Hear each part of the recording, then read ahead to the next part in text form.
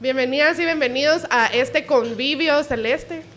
Qué alegre verlas a todas y a todos y poder saludarnos y poder relajarnos un poquito antes de empezar las fiestas. Y sí queríamos hacer esta pequeña conversación dentro de este convivio porque estamos conscientes de que este ha sido un año bien difícil. Es decir, desde organizar un momento para reunirnos a platicar ha sido un reto, precisamente porque todos estamos con cosas en mente que nos hacen difícil el poder encontrar el tiempo, las energías o incluso el presupuesto, ¿no? Para juntarse con amigos a celebrar. A veces hay esa sensación de que celebrar, pues quizá no merecemos celebrar nada o no hay nada que celebrar o no tenemos ese mood de celebrar por el año que hemos vivido. Así que parte de lo que queremos hacer hoy es validar ese sentimiento que creo que todos tenemos y que es una emoción muy válida y muy real y que necesitamos decir que está presente, no ignorarla ni voltear a ver y decir, bueno, escondamos esto, distraigámonos y solo hagamos algo divertido y rifas y concursos o lo que sea, sino tengamos una plática donde verdaderamente validemos esa emoción, la exploremos y veamos qué podamos sacar de ella para darnos las energías de seguir adelante. Entonces, en esa ocasión y con ese propósito, pues invitamos a Andrea Cabrera, que es psicóloga. Bienvenida. Feliz de estar aquí. Gracias por invitarme. Y también me acompaña Marielos Chan, a quien ya conocen, nuestra... Un poco. Nuestra líder suprema, secretaria general, politóloga y demás. Bienvenida, Marielos. Gracias, Lucy. Muy emocionada acá. Y a mí porque me encanta hacer como una recapitulación del año. O sea, siento que diciembre es mi año de reflexión completamente. Y qué mejor que hacerlo con todos los que hoy están acá presentes y que van a vernos después en este video. Y bueno, yo soy Lucy Rodríguez, que por lo regular nunca me presento, pero ahí me recordé. Yo soy Lucy Rodríguez, también soy politóloga y también soy creyente de lo que Celeste representa, ¿verdad? Que de verdad tenemos que rescatar la política, que de verdad tenemos que involucrarnos en el quehacer político de este país si queremos que algo cambie. Así que gracias a cada uno por venir. Y como bien decías, Marielos, es bueno hacer este recuento del año, como volver a ver y a reflexionar qué fue todo lo que sucedió y cuál es el origen de estas emociones que estamos sintiendo hoy día. A mí me gustó un montón a fin de año hacer un ejercicio que sugiere este autor Tim Ferriss, que él es un autor de 4-Hour Workweek y tiene un podcast muy bueno también y demás. Pues este autor te recomienda que en vez de ponerte tus metas de año nuevo, veas tu calendario y digas qué cosas o qué eventos me trajeron provecho y qué cosas no me trajeron provecho, con quiénes me quiero juntar más, a quiénes tengo que alejar de mi vida un poquito, ¿no? De tomar una sana distancia. Y entonces así planificas tu año siguiente, no por metas, sino por el tipo de eventos y el tipo de personas que te quieres rodear. Y yo creo que es bien importante empezar por ahí, ¿no? ¿Qué tipo de eventos vimos este año? Y no lo voy a hacer en orden cronológico porque no me va a salir, pero por lo menos cosas que se me vienen a la mente que impactaron para mí este año, pues primero que nada fue la sorpresa electoral, definitivamente. Yo creo que eso es algo que fue para mí definitivamente impactante porque uno se cuestiona como politólogo si haces todas estas predicciones, estos análisis y aún así no lo viste venir, ¿no? Decís, esto sí tiene que ser un suceso pues definitivamente sorprendente. Y luego ya todo el tema de incertidumbre, o sea, y para mí este año yo lo relaciono mucho con incertidumbre, digamos, la reacción fuerte de parte de, digamos, esto que estamos llamando la coalición golpista a partir de ese triunfo de Bernardo y Karin. Pienso mucho en, bueno, pero sabes que tal vez se voy a regresar, por eso no lo quería hacer en orden cronológico. Me impactó mucho cómo se fueron repitiendo cosas que creímos que habíamos aprendido del 2019. O sea, el hecho de que sacaran candidatos de la contienda otra vez de una forma tan arbitraria y burda, cuando eso ya había sucedido y supuestamente ya habíamos aprendido de eso. Y luego la otra reacción, ¿no? Cuando no funcionó ese plan, que creían que ya estaba todo listo, el hecho de empezar estas investigaciones tan espurias, me viene mucho a la mente y creo que ese fue como el más impactante, cómo se trataron las cajas con votos en Parque de la Industria. Es un fenómeno también de psicología social, que mientras algo es más descarado, es más fácil que se vuelva cada vez más descarado. Me explico, uno a veces piensa como, no, esto ya fue suficiente, seguramente ya no va a pasar a más. Y lo que tiende a pasar es, si ya fue tan descarado y se permitió, la probabilidad que hay es que vaya a ser cada vez más burdo. Entonces, eso es lo que, el factor que está pasando ahorita, ¿verdad? Como este factor sorpresa, ya no es tan sorpresa porque uno dice, pues claro, pues todo lo que ha pasado en 4 meses, 5 meses, ¿qué más? Algo puede pasar en una semana, y creo que eso es lo que también es agotador. Cabal, y si se permite, y se vuelve a permitir, es como estos... Espérenme. Que sí se sigue permitiendo, ese es el tema, ¿verdad? Como que uno ya no sabe, es como esta doble, esas dos caras de no debiera de poder seguir pasando porque ya es tan descarado, y a la vez es probable que por lo mismo siga pasando. Entonces, ¿cómo sostengo esas dos verdades? Eso sí hace un impacto a nivel salud mental. Es como estos asesinos en serie, ¿sabes? Que a mí me encantan esos programas de asesinos en serie y eso, pero siempre les preguntan por qué seguía, y decían porque nadie me detuvo. Y yo creo que muchas veces, o sea, a pesar de lo mal que lo hacían, la poca evidencia que lograban ocultar, como en esta serie de Jeffrey Dahmer, digamos, que era así súper... burdo. Que era súper malo, perezoso, etcétera, como asesino, porque no cubría como que su evidencia y demás. Y seguía, y la gente le pregunta por qué no se detuvo. Porque nadie me paró, nadie me frenó. Y yo creo que esta coalición golpista tiene una mentalidad algo así. O sea, ellos siguen porque nadie los está frenando. ¿O qué más puedo perder? ¿Verdad? Como que eso es también lo otro que entra en juego. Como que tal vez no dimensionamos lo mucho que estas personas sí pueden llegar a perder. Entonces, hay como gente que dice, yo no me doy cuenta la cantidad de dinero, por ejemplo, que se mueve en Guatemala, porque nosotros nos movemos más o menos dentro de las mismas cantidades relativas de dinero. Y cuando nos damos cuenta, ni siquiera se puede dimensionar. Entonces, es lo que tú estás diciendo también ahorita, ¿verdad? No podemos dimensionar la cola que tienen para machucar. Entonces, como no lo podemos dimensionar, no podemos tampoco dimensionar lo que van a poder hacer. Y eso es lo que pesa. Yo te diría que tal vez lo que no podemos hacer es nosotros los ciudadanos dimensionar lo que podemos ganar.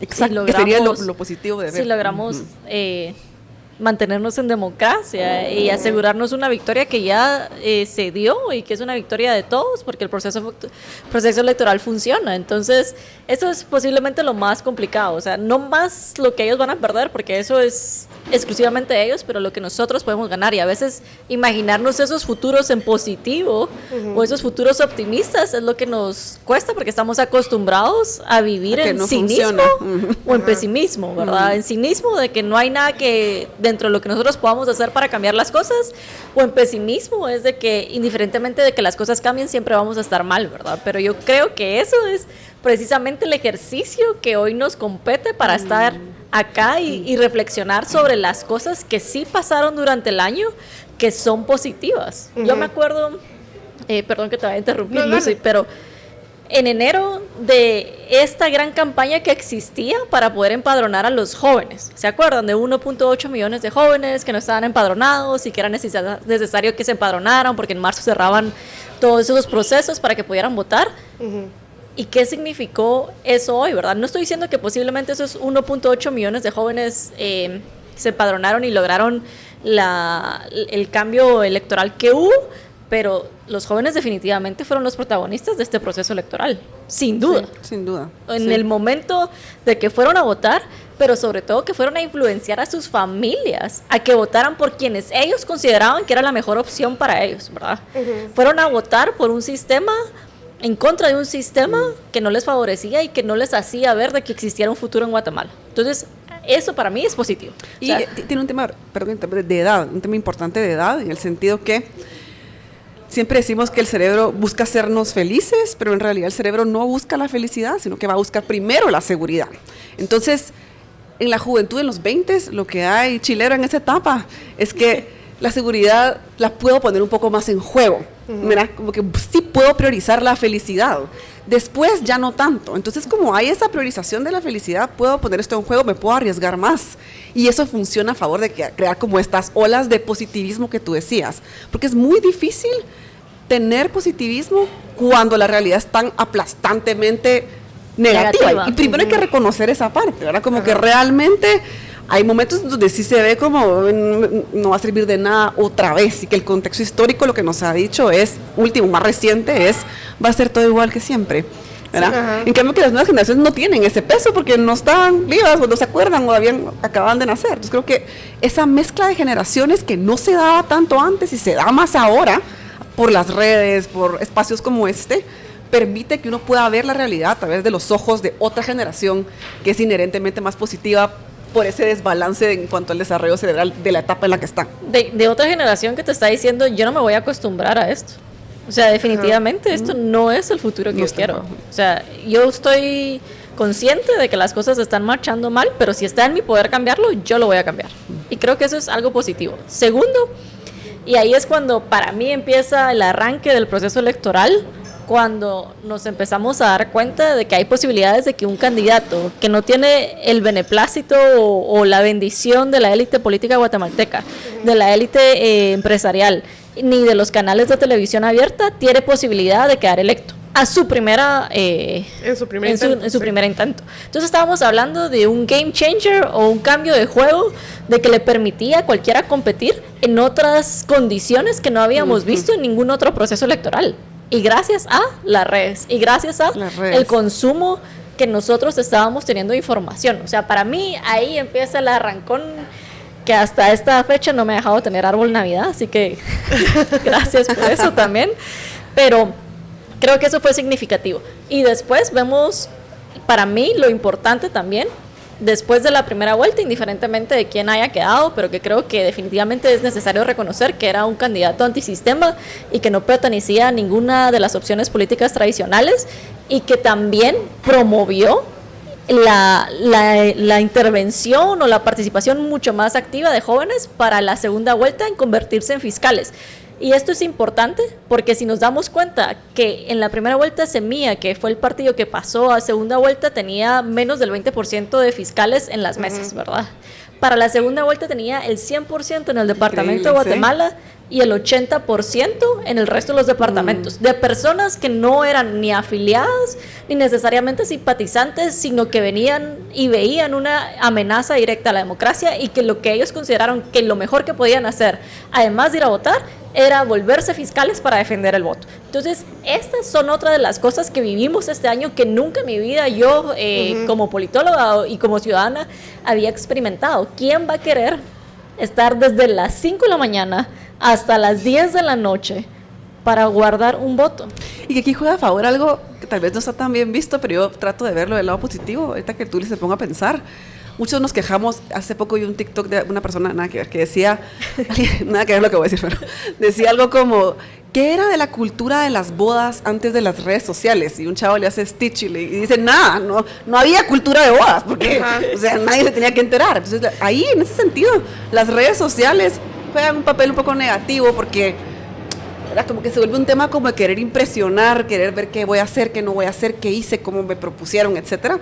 Pero creo que en ese sentido fue excelente, porque aunque la gente quisiera decir, miren qué cool soy, aquí estoy a las 5 de la mañana en una mesa, fue algo positivo también, ¿verdad? Como que el querer enseñar, estoy siendo parte de, como pasó con las actas, cuando la gente empezó a subir todas sus actas a redes sociales. Eso fue impresionante. Fue impresionante, pero era una forma de querer pertenecer, porque al final, por más ariscos que seamos, el ser humano necesita, o sea, está diseñado para pertenecer. Si no pertenecemos, nuestra seguridad está en juego, porque de todos los mamíferos e incluso otros seres, somos la cría más inmadura y más inútil al nacer, ¿verdad? Los bebés elefantes nacen y pueden caminar, nosotros nacemos y no podemos hacer nada. Es más, se dice que nacimos antes de tiempo porque el cerebro creció tanto que ya no pasaba por el canal vaginal de la mujer. Entonces crecimos antes de tiempo para poder salir de ese canal vaginal, por decirlo así. Entonces, crecimos antes de tiempo, necesitamos a la tribu, necesitamos a la comunidad para sobrevivir.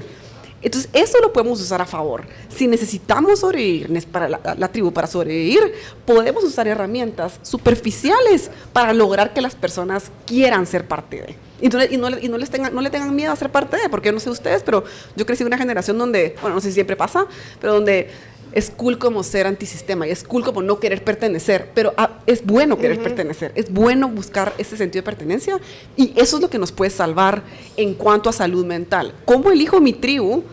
de manera que esa tribu me sostenga emocionalmente y mentalmente porque lo necesito. Sí, perdón, Lucy, ahí te trataría de construir sobre la idea de decirte más que tribu, comunidad, siento yo, ¿verdad? Porque a veces cuando elegimos nuestra tribu nos quedamos en esa tribu y esperamos de que todos los de la tribu piensan exactamente igual de nosotros y quienes no, estamos dispuestos a sacarlos de la tribu, que eso es algo que ya hablaba Lucy, que siempre lo hemos platicado un montón de veces, y por eso me parece más adecuado a veces utilizar la palabra comunidad, ¿verdad? En la comunidad pueden existir personas que no necesariamente piensan igual que nosotros, o tienen el mismo background, o tienen la misma profesión, o etcétera, que nosotros, pero que compartimos principios y valores que nos hace reconocernos a los unos a los otros en dignidad igualitaria, ¿verdad? Y que nos hace reconocernos como humanos y por ende vale la pena escucharnos nuestras opiniones y vale la pena resguardarnos dentro de la propia comunidad. Entonces, solo esa construcción, pero por favor, Lucy. Sí, iba a decir también que otra cosa que fue impresionante es cómo el valor de la democracia adquirió relevancia. O sea, si uno ve en la historia, la democracia nunca es algo popular. Como por ejemplo en Chile cuando ganó el no. Sí. Uno de los grandes retos que tenían ellos es cómo le hacemos para que la gente quiera democracia y piense que la democracia tiene como appeal y que les guste y que sea moderna y esa idea intangible de la democracia no se lograba popularizar y entonces bueno, ellos ahí tomaron un camino creativo para que no pudiera ganar y hacerle su promoción. Pero aquí, sin que nadie deliberadamente diseñara algún tipo de campaña, la democracia adquirió un valor bien importante. Digamos, cuando tú ibas a los paros y hablabas con la gente o ibas a Gerona, al MP, y escuchabas los discursos, siempre se mencionaba democracia. Viendo redes sociales y demás, como el tipo de publicaciones, se hablaba de democracia. Y entonces, de repente, adquirió esta relevancia y la gente empezó a darse cuenta de ese valor que tenemos que cuidar y resguardar, cosa que antes no sucedía mucho. O sea, y que antes solo se veía la democracia como algo que cada 4 años uno va a votar. Y aquí, aunque este fenómeno surgió en un contexto electoral, va más allá porque ya va a voluntariado, a defensa de derechos humanos y a otro montón de temas que no son necesariamente ir cada 4 años a marcar una papeleta. Sí.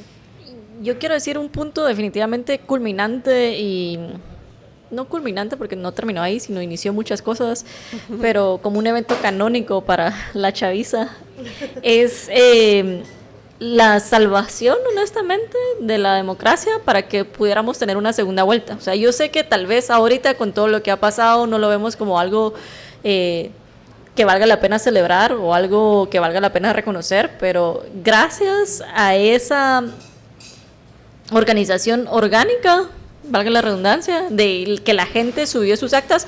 Y esta es la quinta vez que yo voto. Yo nunca me había puesto a revisar un acta.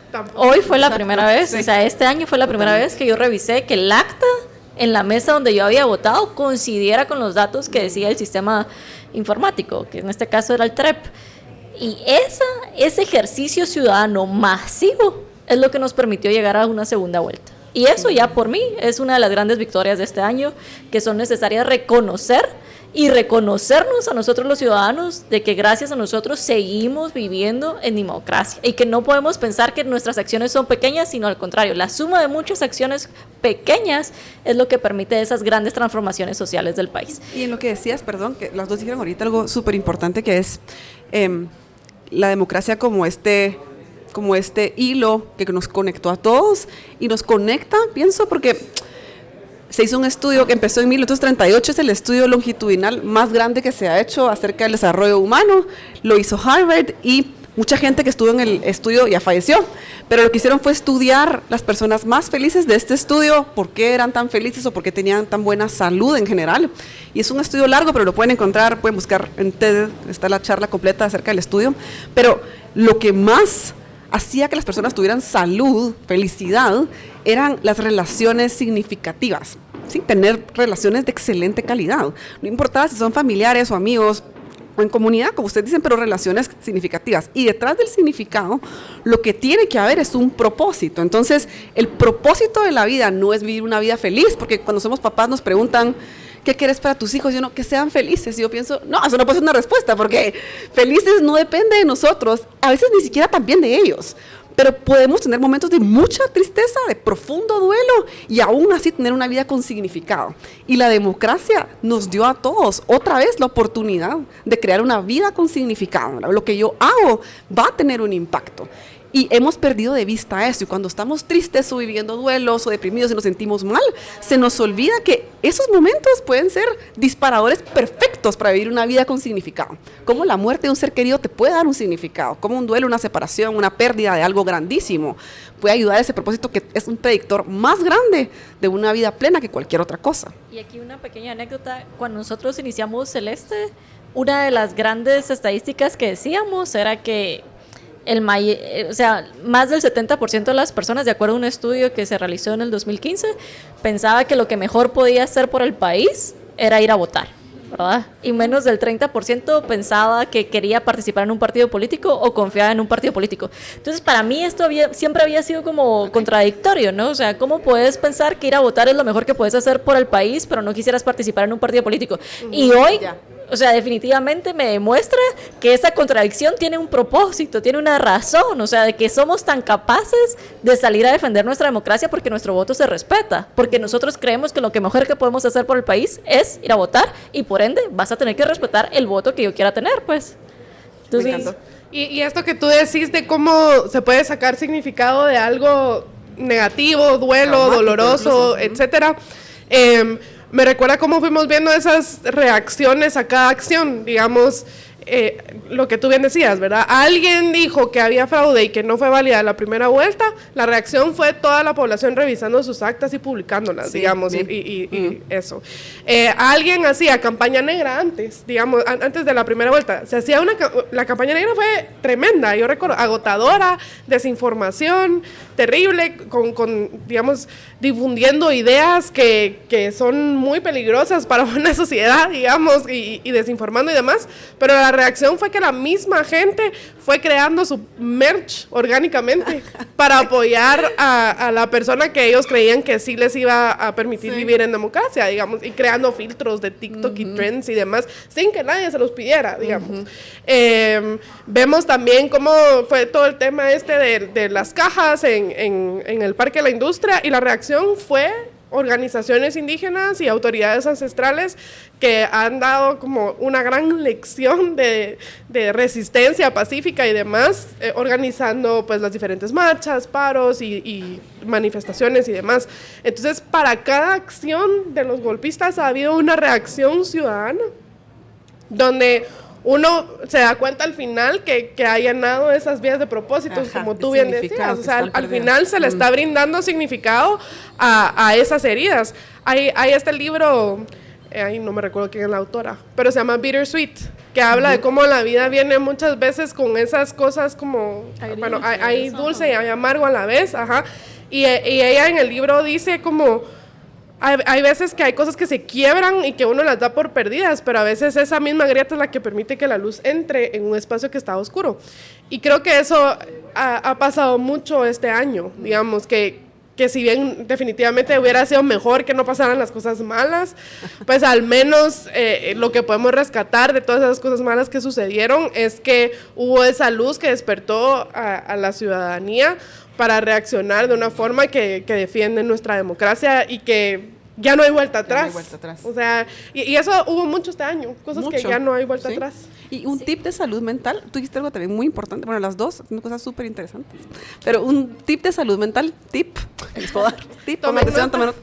Aquí se corta. Es como...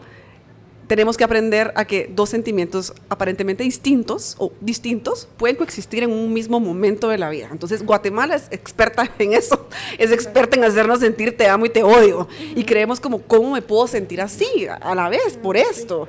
Y mientras más sepamos como no deshacernos de esa contradicción, sino aceptar que la contradicción es parte de la vida, que nos va a ayudar a darnos significado, entonces vamos a vivir no más felices, porque no vamos a ser más felices, pero vamos a vivir mejor. Entonces, ¿cómo puedo yo vivir una mejor vida aceptando estas contradicciones? Como esto que me pasó fue lo mejor que me ha pasado, porque en mi mente sé que es lo mejor que me ha pasado, pero mi cuerpo lo experimenta como que es traumático y estoy deprimida. Pero que yo esté deprimida no quiere decir que no haya sido la mejor decisión. Entonces esos procesos contradictorios a veces nos llevan como a la frustración, y la frustración es prolongada cuando no aceptamos las contradicciones. Bueno. Sí, y me encanta que lo mencionas porque creo que, y hablo a nivel personal, pero también con muchos los que hemos compartido acá, o sea, este año ha sido un año sumamente complicado. O sea, yo llego a diciembre quemada, desgastada, pero no pierdo de vista esa suma de pequeñas victorias que cuando son necesarias las regreso como que si tuviera mi cajita de pequeñas victorias en donde la abro cuando necesito un dulce para recargarme de energías. Sí, me encanta eso. Y recuerdo el sentimiento de mucha gente del 20 de agosto cuando salió a celebrar la victoria de Bernardo Arévalo. No porque se tratase de él, no porque se tratase de un partido en específico, sino lo que utilizaban ese día era una bandera de Guatemala. Como si se tratase de que ganó la selección guatemalteca en fútbol o en cualquier deporte, o como si se tratase de esa gran hazaña nacional donde nos unimos y fuimos capaces de defender la democracia y fuimos capaces de ganarle al sistema, ¿verdad? Hay esta analogía de que siempre cuando sucedió el conflicto de Afganistán decían they have the watches but we have the time, y en español sería los estadounidenses tienen los relojes pero nosotros los afganos tenemos el tiempo, ¿verdad? Y en Guatemala sería ellos tenían todo para ganar pero nosotros teníamos los votos para vencerlos. Y es que así fue, y es que así se sintió ese día del 20 de agosto, y creo que eso es lo que deberíamos recordarnos el 31 de diciembre. Este año nosotros le dimos una lección al sistema de que aunque pudieran cooptar todo, porque lo hicieron, nosotros siempre vamos a elegir el mejor futuro para Guatemala. Y creo que eso me parece valioso, y creo que eso de alguna u otra manera tiene que ayudarnos a contrarrestar esta frustración que sentimos, porque sí, definitivamente han pasado cosas malas, pero no las podemos equiparar con las cosas buenas que han sucedido. Y ahora nosotros estamos como en un nicho, digamos, y aquí ustedes también, porque todos estamos como muy conscientes de qué es lo que está pasando, leemos las noticias, tomamos acción, nos hemos visto en el parque, en Gerona y en manifestaciones y demás, pero hay gente que no está tan despierta en este tema político. Entonces te voy a preguntar a ti, Andrea, sin, digamos, violentar la confidencialidad paciente, terapista, sin decirnos nombres, como ¿tus pacientes llegan a ti con este tipo de preocupaciones o esto es algo que solo sucede en un nicho? No, yo creo que sí es un tema, ¿verdad? Que eventualmente termina teniendo un impacto, aunque no sea el motivo de consulta principal, pero sí es lo que sostiene, sí es lo que está detrás. Va a depender mucho y obviamente no puedo hablar específicamente. Hay gente que tal vez en serio no, ¿verdad? Como que tiene otras cosas más importantes. Hablábamos aquí detrás de cámaras acerca de eso. No es que la política no sea importante, porque por supuesto que lo es, pero también como dentro de la persona hay cosas tan fuertes como otro tipo de traumas que a veces son mucho más grandes, entre comillas, en el sentido que te nublan la vista de poder preocuparte por algo más grande también. Entonces creo que también para uno como terapeuta es importante tomar esa distancia y decir, ok, esto yo puedo sentirme indignada por lo que está pasando, pero si para esta persona hay algo más grande, esto es lo que para esta persona es importante y no es mi trabajo decir qué es lo más importante también. Entonces también para uno de terapeuta puede ser complejo como el sentir esto no siempre va a ser lo más relevante para la gente, and that's okay, mira, aunque eso también está bien. Pero más que eso, y creo que Marielos o tú lo dijeron antes también detrás de cámaras, tal vez más que la situación política en sí, lo más complejo es la incertidumbre y lo mucho que me decían la incertidumbre. Ahora, yo aquí quiero hacer una pausa en esto porque creo que a veces hablamos de que la incertidumbre, etcétera, pero yo pienso es que la vida es incierta. Creemos en realidad que vivimos en cierta certeza, pero cuando hay una crisis o hay un trauma, lo que haces es una lupa, es un zoom in y decir, es que no, o sea, bienvenido a la vida, ¿verdad? Te recuerdo que la vida no hay certeza, en realidad hay muy pocas certezas. La cotidianidad, ¿verdad? Como que los actos diarios, esas rutinas que sostienen, nos dan la impresión de, ¿verdad? Como que de que hay cierta certeza, pero no la hay. Entonces también pues, utilizar, cuando sentimos incertidumbre, podemos decir así como hacer un paso para atrás y decir, es que esta es la realidad, ¿verdad? Como, ¿cómo puedo hacer para sostener esa incertidumbre? Reforzar las rutinas, reforzar, ok, tómate tu café sin culpa, ¿verdad? Hacer tu ejercicio sin culpa, ¿no? O sea, el país está cayendo, pero aún así es válido que tú puedas hacer cosas mundanas, porque esa rutina es lo que te sostiene, ¿verdad? Tener conversaciones X de cosas que tal vez no son tan relevantes. Eso esos pequeños rituales sí van a sostener la salud mental, y a veces se nos olvida porque nos metemos en, tal vez a ustedes les pasa, que son jóvenes involucrados, pero que sienten que tenemos que estar haciendo algo todo el tiempo por el país. Y, ¿verdad? Es como, sí, pero si tú no estás bien, si tú no descansas de tu mente, ¿cómo vas a aportar? Entonces está bien lo mundano, lo superficial. Hay un lugar para eso, por supuesto. Es como un lugar de salida también. Y eso me lleva a otro punto, que cuando estamos tan absorbidos en la coyuntura, nos es difícil tener perspectiva de las cosas que están sucediendo para bien y para mal, ¿verdad? ¿Cuáles son las consecuencias positivas de esto? ¿Cuáles son las consecuencias negativas de esto? Y quiero, esto va de la mano con uno de los libros que leí este año, de mis favoritos, de John Green, que se llama Anthropocenesis Review, que hace... John Green es un escritor para jóvenes adultos. Yo lo leí, empecé a leer cuando era joven adulta, ya no soy joven, solo soy adulta. Espero que funcional.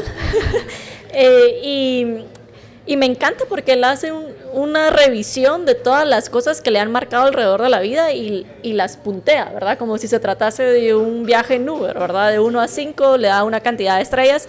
Y lo digo y lo vuelvo a resaltar porque él, a partir de todas las cosas que ha escrito y los videos que ha hecho, hay una video que sí me ha transformado y siempre lo trato de poner en práctica, que es perspectiva, ¿verdad? Cómo nosotros logramos salirnos de la foto que estamos viendo o de la emoción que estamos sintiendo y nos separamos de ello para tener perspectiva de qué esto significa de manera positiva o negativa para el país, ¿verdad? Por ejemplo, de manera negativa, el hecho de que vengamos y pongamos en duda que las juntas receptoras de voto cometieron fraude es un daño terrible a nuestra democracia, porque no nos estamos dando cuenta que en 4 años los jóvenes, los adultos y los adultos mayores que participaron para resguardar nuestro voto no lo van a querer hacer porque no van a quererse poner bajo la lupa de un sistema de justicia que no está actuando con imparcialidad, sino al contrario, está actuando con mucha parcialidad y con mucha subjetividad. Entonces, esas son consecuencias graves que también sucedieron este año y que también no estamos viendo en perspectiva cuando nosotros venimos y anudamos a esa incertidumbre de que si hubo fraude o no. O sea, no estamos midiendo las consecuencias de una acusación tan severa como lo que es esto. Pero también hay consecuencias positivas, como la organización que estamos viendo en los movimientos indígenas y lo que esto significó para el país y para la democracia del país.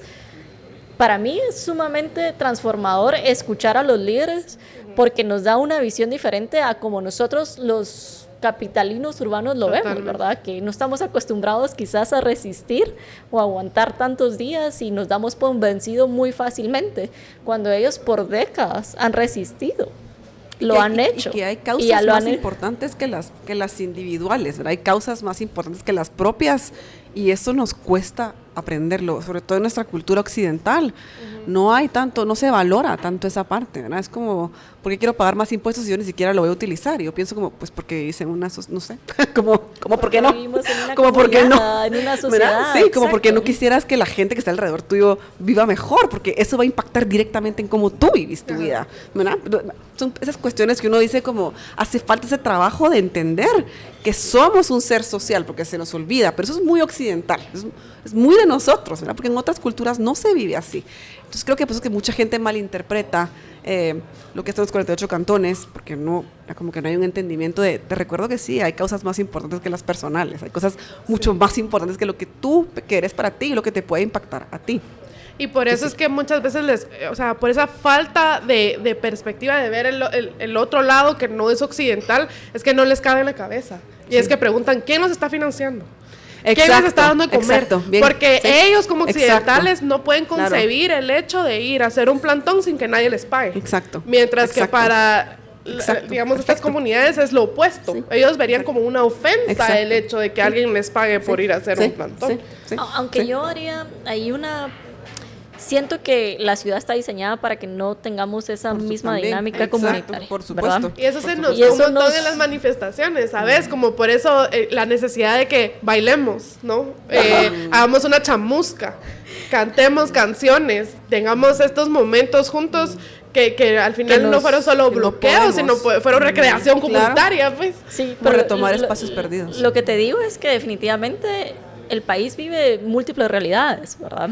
Y lo que vimos este año, esas múltiples realidades chocarse unas con las otras y empezar a enfrentarse de venir y decir, ¿cómo entiendo esto que desconozco, verdad? Que desconozco porque nunca he tenido contacto con esto, o porque definitivamente no me importa y no quiero estar enterada de esto, o porque simplemente el sistema está diseñado para que ni me importe ni me tenga que enterar, ¿verdad? Uh-huh. Entonces, esto también es importante resaltarlo, ¿verdad? Que no es como que nacemos condicionados a no entender al humano, sino que siento que hay circunstancias que nos van haciendo que nos haga más difícil entendernos los unos con los otros. Y aquí la labor es qué circunstancias podemos cambiar para que eso sea más fácil, para que nos sea más fácil comprender que hay comunidades que resisten de manera diferente a la como lo hacen las personas que vivimos en la ciudad capital, que hay personas que se organizan cuando no existen medicinas, que hay personas que se organizan cuando no existe agua en su colonia,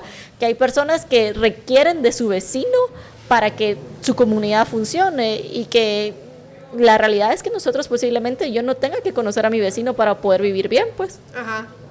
Y digamos, el hecho también de organizarse para quién cuida a los niños allá, mientras los otros vienen a hacer el plantón acá. Y ahí también hubo mucho poder en las redes sociales, porque, digamos, es bien diferente a que te manden una cadena de WhatsApp donde dice quién les está pagando, son unos sin oficio, no sé qué, a que tú veas en redes sociales la labor de estas diferentes agencias de periodismo independiente, donde iban a la calle a hablar con la gente, y tú lo estás viendo en tu teléfono. Uh-huh. A una señora alcaldesa indígena que con toda la claridad te está diciendo por qué está peleando, y entonces eso desmiente toda la cadena de WhatsApp que pudiste haber recibido, porque lo estás viendo, o sea, estás atestiguando en tu celular cómo esta es una persona que por su propia convicción, que tiene claridad de qué es lo que está peleando y demás, no digamos aún si tú vas y visitas el plantón, ahí te queda clarísimo que esto es algo orgánico, no patrocinado y por pura convicción propia.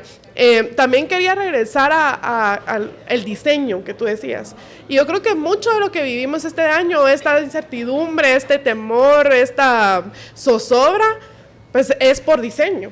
Esta coalición golpista está conformada por gente que hizo inteligencia militar y que sabe de psicología de masas, y tú me dirás si estoy exagerando o no al decir tortura psicológica, pero esta gente sabe cómo intimidar, cómo perseguir, cómo generar precisamente estas dudas, estos miedos, esta incertidumbre, porque precisamente lo usan como un arma. Saben que una población cansada, con miedo, drenada mentalmente, aislada, no va a ir, aislada, no va a ir a cuestionarles, a retarles o a frenarles, digamos. Y es lo que les decía, que es como el ser humano, como especie, en realidad somos muy débiles en el sentido que sí necesitamos a la comunidad, sí necesitamos, ¿verdad? Como que hay otras especies que no tanto, son mucho más maduras, independientes, etcétera. Entonces, sí, tenés razón, que es diseñado, es la mejor forma, ¿verdad? Como de causar esto, es alienar, aislar, dejar a un lado. Y lo que pasa también es que entonces hemos perdido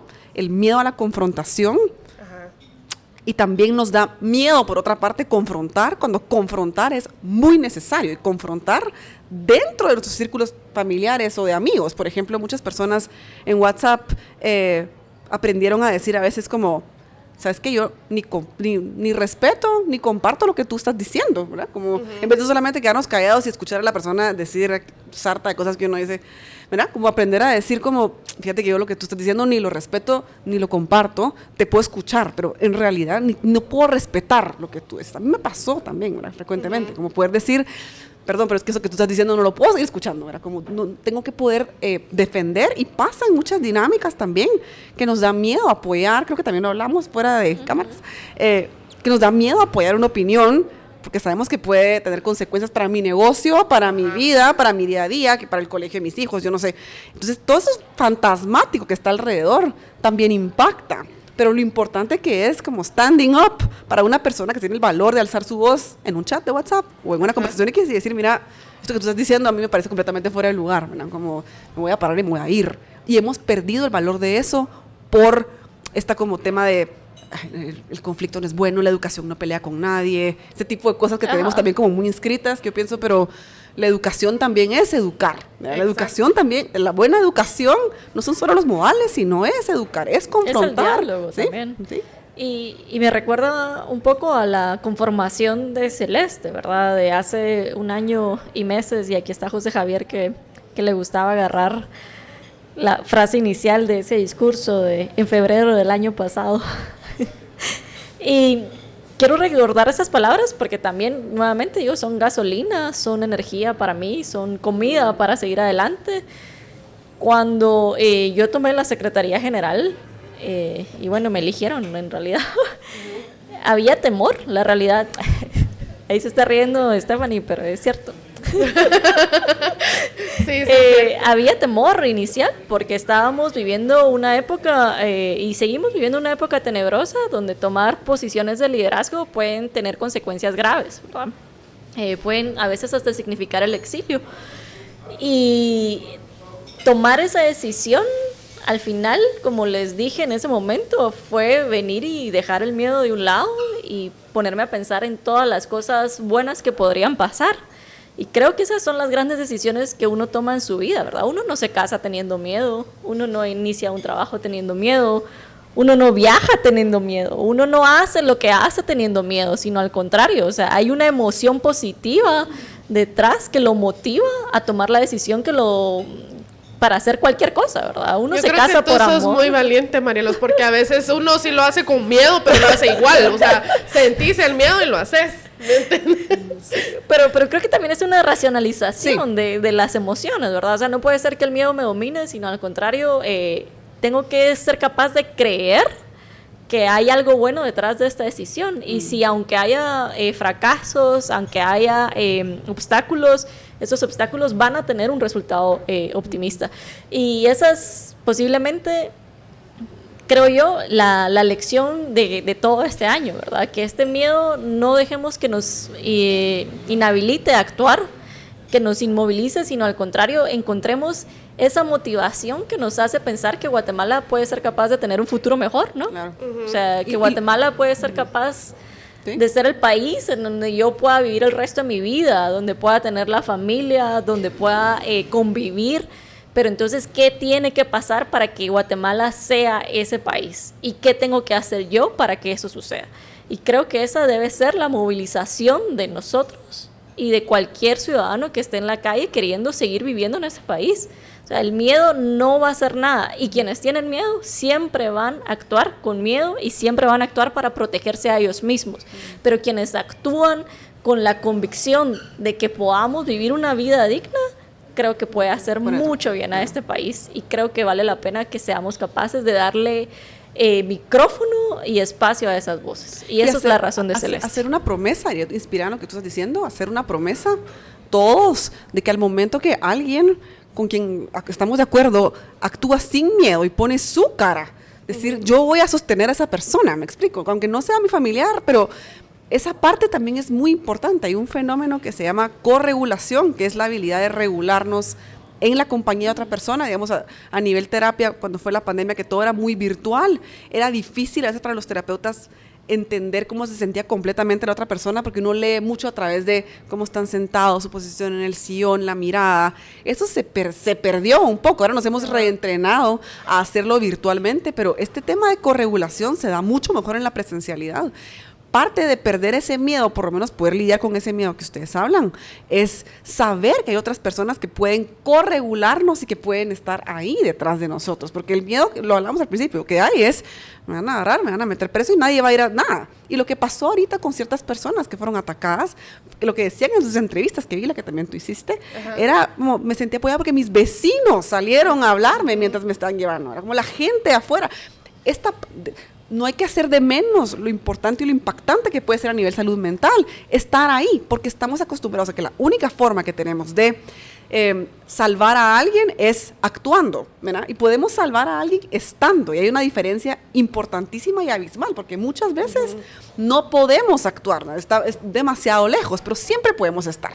Siempre podemos estar ahí, como no sé qué estás pasando, no sé ni cómo te sentís, pero aquí estoy.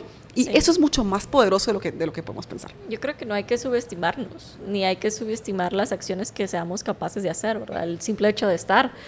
Y y igual me regresa la analogía de esa charla, ¿verdad? De nuestro primer evento que fue haciendo un visitour en la ciudad y cómo la diferencia entre quienes estaban bicicleteando solos y que podían ser atravesados por carros versus cuando logramos finalmente entrenarnos para ir en grupo, en un carril, cohesionados, y nadie se atrevía a pasarse en medio de nosotros, ¿verdad? Y esa es la razón de la comunidad y por eso la importancia de las comunidades, ¿verdad? Como comunidades podemos nosotros superar estos eventos traumáticos, como comunidades podemos nosotros sanar, podemos nosotros cuidarnos los unos a los otros, ¿verdad? Y cuando seamos capaces de entender eso, que podemos ser individuos dentro de comunidades, porque también obviamente la individualidad importa y no significa que se pierda cuando uno está en una comunidad, pero existen estas redes que nos permiten encontrarnos y nos permiten generar esas energías positivas para poder seguir adelante, pero